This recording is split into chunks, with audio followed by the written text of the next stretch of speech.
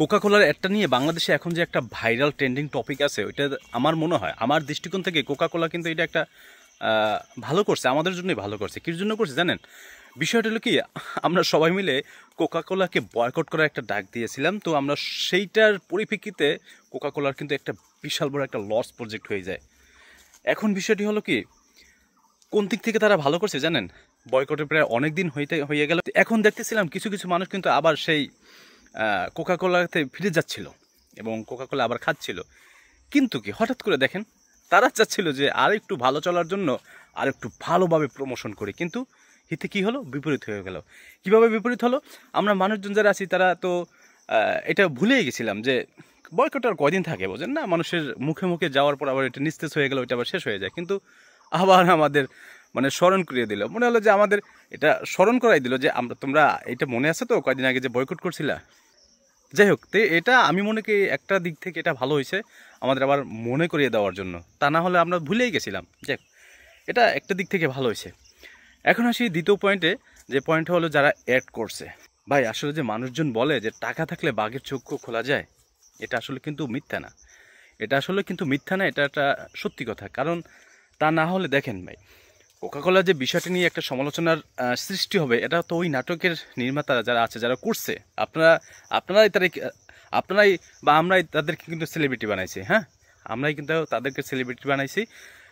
তারা ভালো ভালো নাটক উপহার দেয়, কিন্তু ভালো ভালোর সাথে সাথে আরও ভালো দিতেছে আমাদের এখন। হ্যাঁ ভাই, বিষয়টা হলো কি, অভিনয় জগতের মানুষ তো এদের দরকার টাকা ভাই।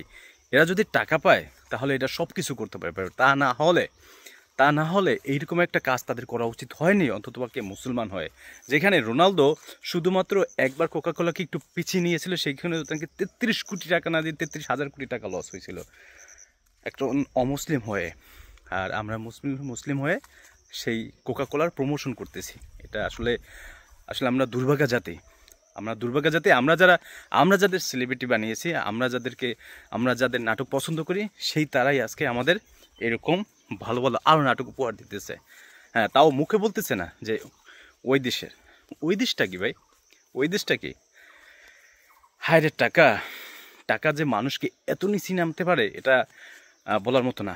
ওমি বলতেছে যে সে এই বিজ্ঞাপনটি করেনি, সে বিভিন্ন মিডিয়াতেও দেখলাম যে সে এই বিজ্ঞাপনটি করেনি। কিন্তু বিষয়টি হলো, আমাদের যে কুখ্যাত সেলিব্রিটি যারা এই অ্যাডটি করছেন, তাদেরকে কিন্তু আসলে মূল চেনা এই ওমির মাধ্যমেই, ব্যাচেলার পয়েন্ট থেকেই। যে নাটকটা আমরা দেখি যাদের সেলিব্রিটি বানাইছে, তারাই এখন আমাদের আবার এই এত সুন্দর সুন্দর অ্যাড উপহার দিতেছে। যাক, এটা একটা ভালো দিক যে ওমি এই অ্যাডটি করায়নি, কারণ অনেকে মনে করতেছে আসলে এই অ্যাডটা মনে হয় ওমি করাইছে। কিন্তু যাই হোক ভাই, ওমি ভাইয়ের বিষয়ে একটা কথা থাকবে, সেটা হলো যে আপনার আন্ডারে থাকা এই লোকগুলো এই কাজটি করার আগে অন্ততপক্ষে একটু আপনার কথাটা চিন্তা করা উচিত ছিল, কিন্তু তারাও তা করেনি। এখন বিষয়টি হলো, আমরা আমাদের কাজ করেই যাব।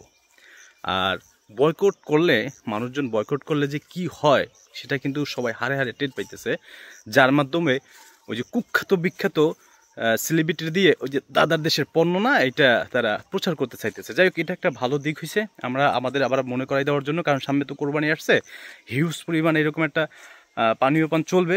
এই জন্যই তারা মূলত এই কাজটা করছে। যাই হোক, এটা আমাদের জন্য ভালো হয়েছে, সবার জন্য ভালো হয়েছে। আবার মনে করে দেওয়ার জন্য ধন্যবাদ সবাই।